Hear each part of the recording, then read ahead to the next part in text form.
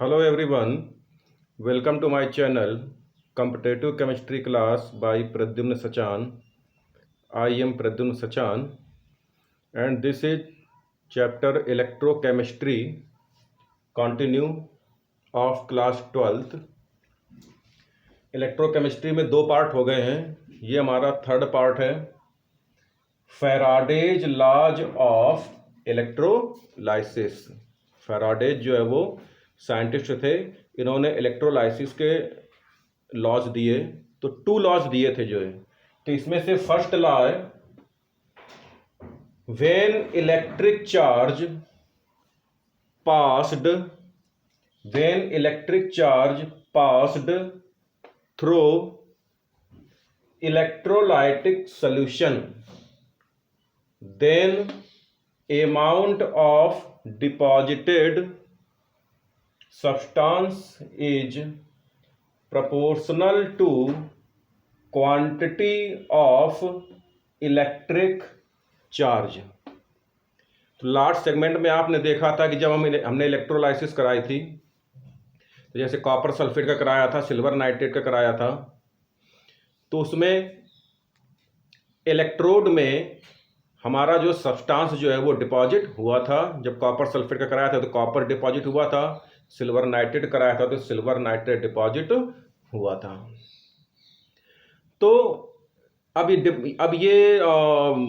Question ये है कि कितना सब्सटेंस डिपॉजिट होगा इलेक्ट्रोड में, कितना कॉपर डिपॉजिट होगा, कितना सिल्वर डिपॉजिट होगा।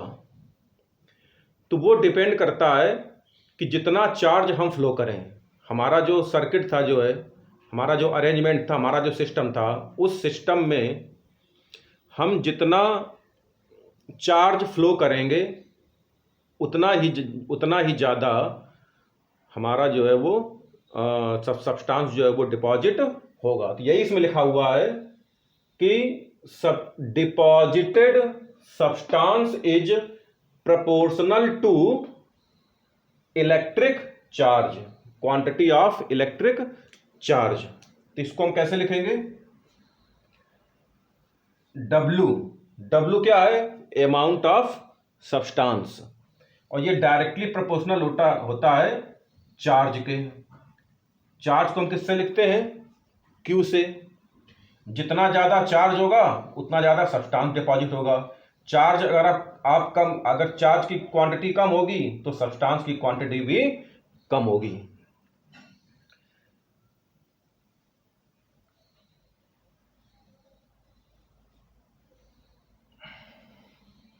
इसको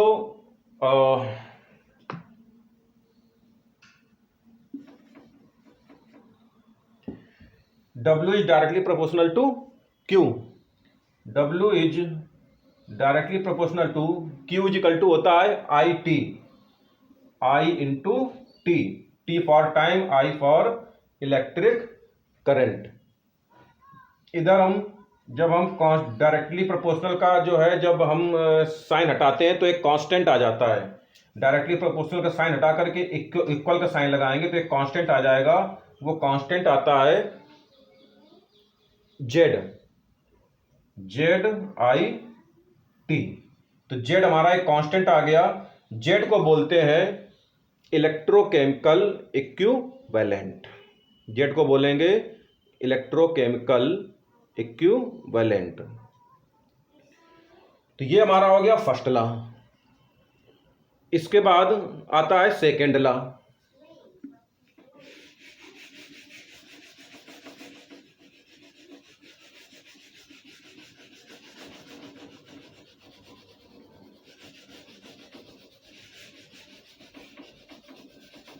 सेकेंड लॉ में क्या है कि जैसे सिल्वर नाइट्रेट में सिल्वर हो गया, कॉपर नाइट्रेट में कॉपर हो गया, और अगर आप सल्फ्यूरिक एसिड का अगर करेंगे तो उसमें हाइड्रोजन हो गई जो है।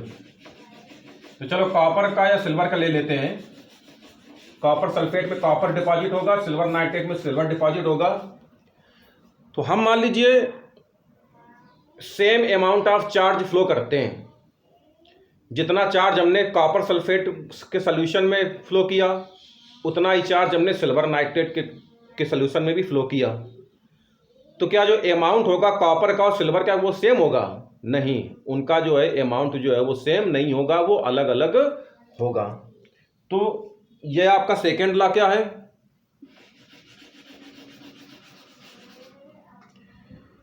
इसी के बेसिस पे जो हमारा सेकेंड लॉ है,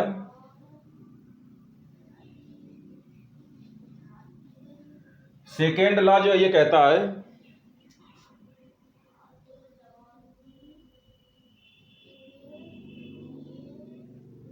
when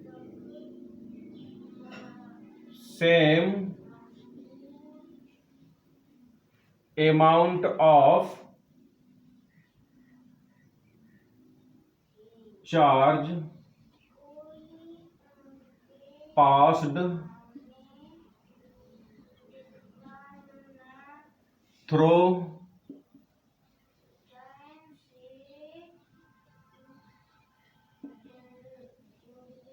different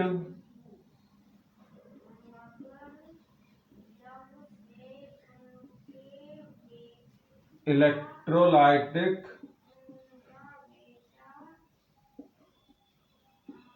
solution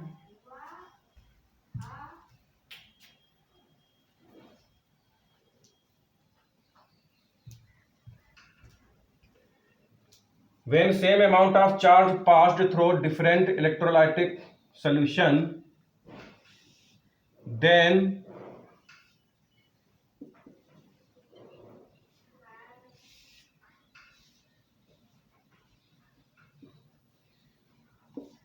amount of deposited substance or ratio in their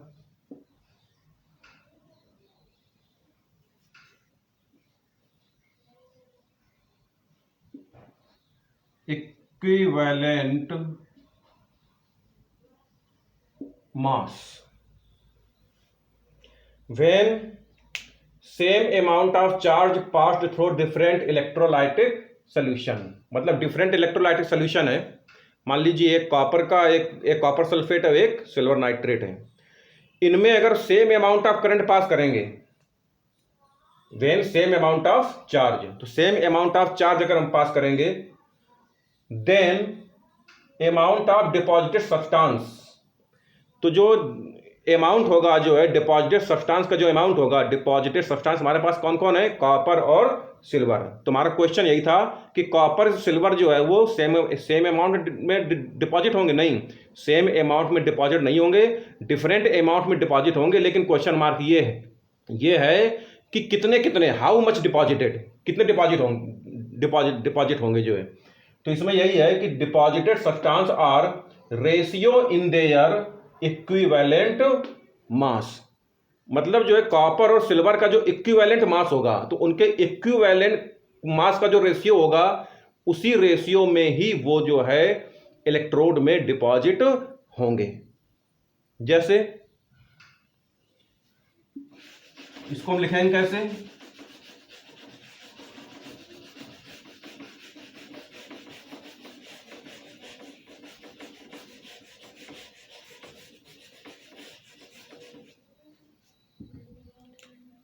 जो उनका इक्विवेलेंट मास होगा, जो उनके इक्विवेलेंट मास का जो रेशियो होगा, उसी रेशियो में ही डिपॉजिट होंगे। तो मान लीजिए हम इसको कैसे लिखेंगे?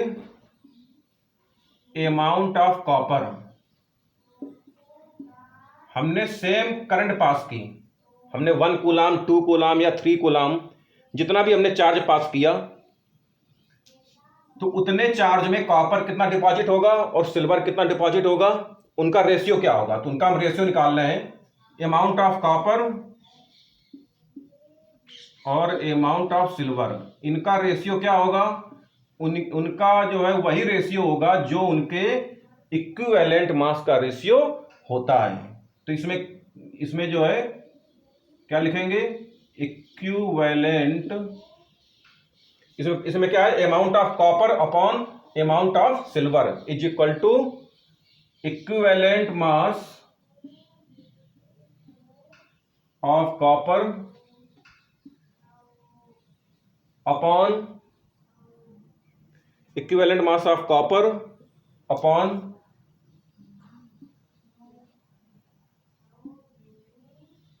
Equivalent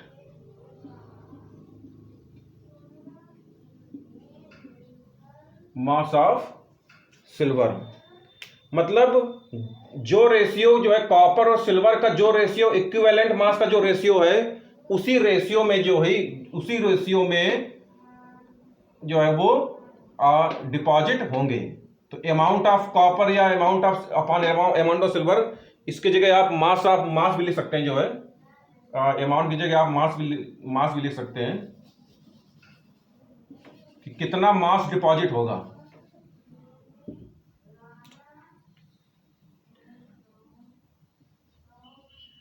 mass of copper, mass of silver.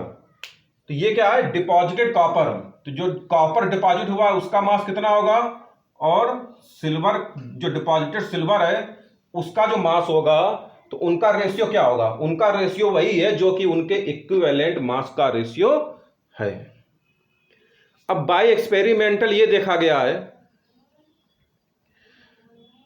कि अगर 1 कूलाम चार्ज अगर हम पास करते हैं इलेक्ट्रोलाइटिक सॉल्यूशन में, अगर कॉपर के और सिल्वर में, तो अगर जैसे कॉपर सल्फेट का इलेक्ट्रोलाइटिक सॉल्यूशन है और उसमें अगर 1 कूलाम अगर चार्ज हम पास करते हैं, तो उसमें जो डिपॉजिटेड, जो कॉपर जो डिपॉजिट होता है उसका अमाउंट होता है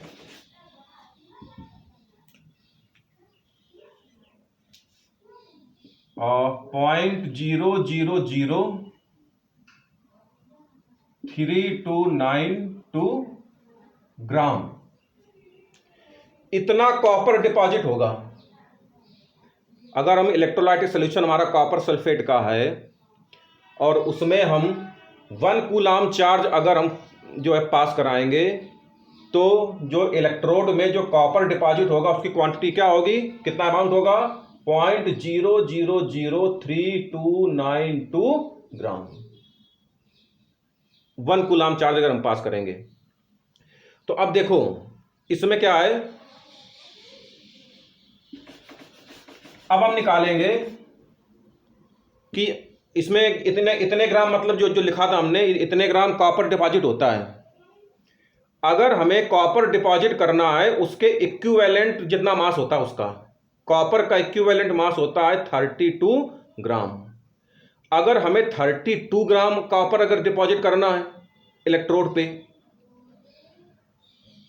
तब हम जो है तब हमें कितना करंट जो है पास कराना पड़ेगा, तो वो हम निकाल लेंगे। देखिए, वेन, मैं लैंग्वेज नहीं लिख रहा हूं, डायरेक्ट बता रहा हूं, जो है when 0.003292 gram copper deposited, 0.003292 gram copper deposited when current is passed equal to 1 coulomb. जो 1 कूलम करंट पास होती है तो इतने ग्राम कॉपर डिपॉजिट होता है। अगर हमें 1 ग्राम कॉपर डिपॉजिट करना है, अगर हमें 1 ग्राम कॉपर डिपॉजिट करना है, तो हमें कितने कूलम करंट, कितने कूलम चार्ज जो है वो पास कराना पड़ेगा, तो ये हम निकाल लेंगे। ये कैसे निकलेगा, इसको जो है इसके अपॉन में ले आएंगे, 1 कूलम के अपॉन में जो है ये वैल्यू हम ले आते हैं। आपको कल मैथमेटिकल कैलकुलेशन करना आता होगा, जो है ये तो छोटी क्लास में ही बताया जाता है, 7th या 8th क्लास में। तो ये आ जाएगा हमारा 1 अपॉन 0.000329, 1 अपॉन 0.000329 2। अगर हमें 32 ग्राम कॉपर चाहिए इलेक्ट्रोड में, अगर 32 ग्राम कॉपर चाहिए तो इस वैल्यू से जो है 32 का मल्टीप्लाई कर देंगे। इस वैल्यू से हमने जो है 32 का मल्टीप्लाई कर दिया।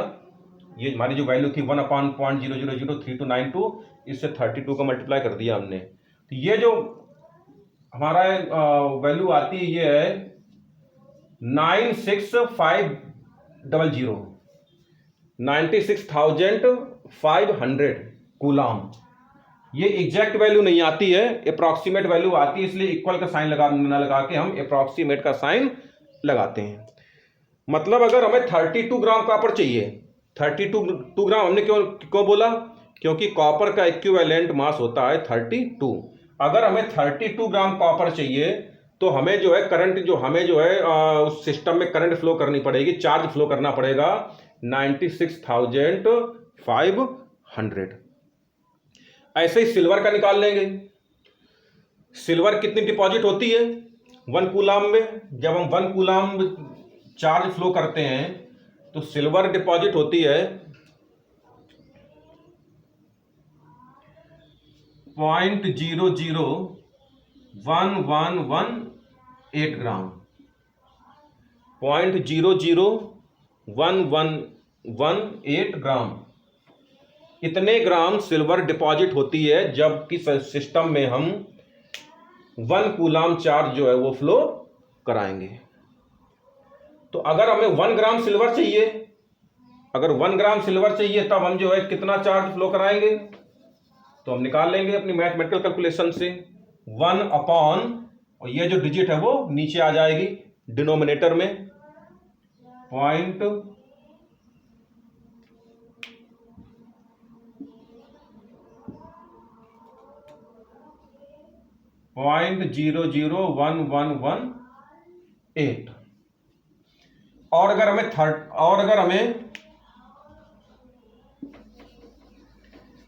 108 ग्राम सिल्वर चाहिए, अगर हमें 108 ग्राम सिल्वर चाहिए, 108 हमने वैल्यू क्यों ले रहे हैं, क्योंकि सिल्वर का इक्विवेलेंट मास होता है 108। तो अगर हमें 108 ग्राम अगर सिल्वर चाहिए तो हम क्या करेंगे, ये जो हमारा ये जो वैल्यू है इसमें हम 108 का मल्टीप्लाई कर देंगे। तो उस कंडीशन में हमारा जो चार्ज आता है वो आता है, उस कंडीशन में भी हमारा चार्ज आएगा 96,500 कूलाम। तो इससे जो है क्या मतलब निकलता है कि अगर हमको जो है किसी भी सब्सटेंस का, चाहे सिल्वर हो, चाहे कॉपर हो, चाहे हाइड्रोजन हो, 1 इक्विवेलेंट मास अगर हमको चाहिए, और सबका 1 इक्विवेलेंट मास सबका अलग अलग होता है। हाइड्रोजन का 1 होता है और कॉपर का जैसे ही होता है 32 होता है, सिल्वर का होता है 108। तो 1 इक्विवेलेंट मास अगर हमको चाहिए इलेक्ट्रोड पे, तो हमको कितनी करंट फ्लो करनी पड़ेगी, कितना चार्ज फ्लो करना पड़ेगा, 96,500 जो है इतना चार्ज हमको फ्लो करना पड़ेगा। अब हम वापस आते हैं अपने फर्स्ट लॉ पे, फैराडेज का जो फर्स्ट लॉ था,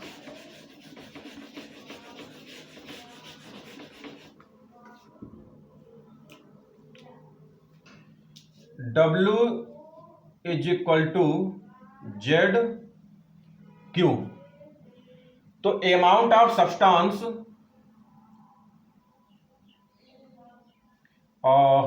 जेड हमारा जो एक इलेक्ट्रोकेमिकल इक्विवेलेंट हो गया, और अगर हमने क्यू की जगह हमने लिख दिया 96,500, मतलब अगर हम इतने कूलाम अगर चार्ज हम फ्लो कराएंगे तो जो है सब्सटेंस जो डिपॉजिट होगा वो उतना सब्सटेंस डिपॉजिट होगा जितना उसका इक्विवेलेंट मास होगा।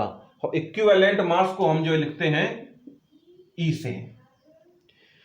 तो यहां पे हमारा आ जाएगा Z इज इक्वल टू, इसी इक्वेशन से Z की वैल्यू आ जाएगी E अपॉन 96,500। और हमारे पास दो अलग अलग सब्सटेंस हैं, एक मान लीजिए एक सब्सटेंस है उसका इक्विवेलेंट मास है E1 और इलेक्ट्रोकेमिकल इक्विवेलेंट है वो है हमारा Z1।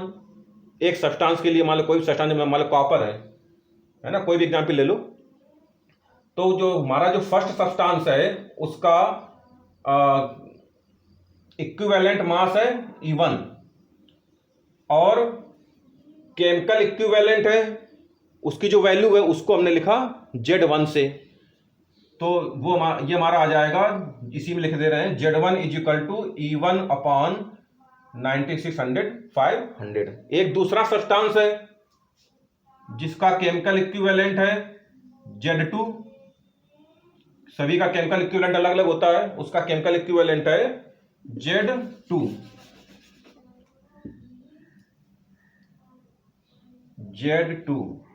और उसका इक्विवेलेंट मास है E2। ये हमारी इक्वेशन आ जाएगी उस सेकेंड सब्सटेंस के लिए, Z2 = E2 अपॉन 9600/500। अब ये दोनों हमारे इक्वेशन है। इन दोनों इक्वेशन से अगर हम Z1 अपॉन Z2 का अगर रेशियो निकालेंगे तो वो निकल के आ जाएगा हमारा E1 अपॉन E2। मतलब दो सब्सटेंस हमारे पास हैं, उनके इलेक्ट्रोकेमिकल इक्विवेलेंट का वही रेशियो होता है जो उनके इक्विवेलेंट मास का रेशियो होता है। That's it. अगर ये वीडियो पसंद आया हो तो लाइक करें और हमारे चैनल को भी सब्सक्राइब करें जी। Thank you.